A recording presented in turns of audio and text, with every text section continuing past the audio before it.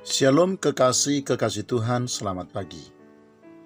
Injil Lukas pasal yang kedua ayat yang ke-8 sampai dengan ayat yang ke-12 menceritakan. Di daerah itu ada gembala-gembala yang tinggal di padang menjaga kawanan ternak mereka pada waktu malam.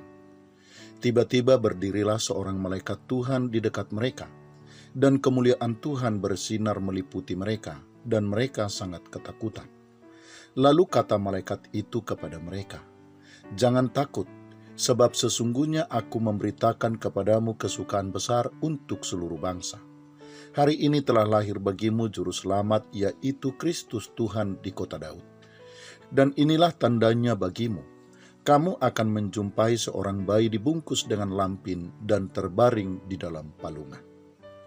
Kekasih Tuhan, tanda yang menandai hadirnya Mesias dan lahirnya Juru Selamat bukanlah perayaan besar untuk menyambut lahirnya seorang raja, juga bukanlah tiupan seruling dan suara sangkakala.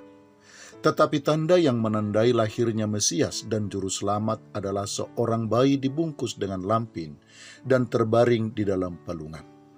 Tandanya bukan kemegahan, bukan juga keramaian, dan apalagi bukan istana atau tempat terhormat lainnya, tetapi lampin dan palungan.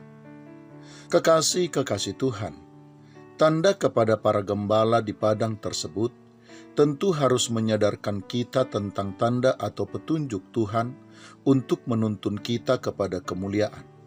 Bahwa tanda atau petunjuk Tuhan untuk membimbing kita kepada kemuliaan bukanlah selalu hal-hal yang besar. Seringkali tuntunan Tuhan untuk membawa hidup kita kepada kehendak Tuhan dan kepada kemuliaan Tuhan hadir melalui hal-hal kecil atau melalui perkara-perkara sederhana.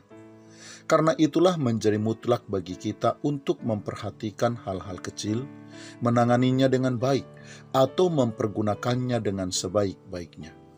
Kita harus mampu melihat tanda, petunjuk, dan bahkan peringatan Tuhan melalui hal-hal kecil.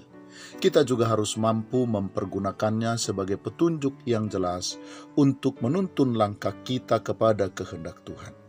Hal-hal kecil yang hadir dan yang Tuhan hadirkan di dalam hidup kita harus mampu membuat kita semakin mengenal kehendak Tuhan dan menghidupi kebenarannya di dalam setiap langkah hidup kita. Selamat pagi, Tuhan Yesus memberkati. Shalom.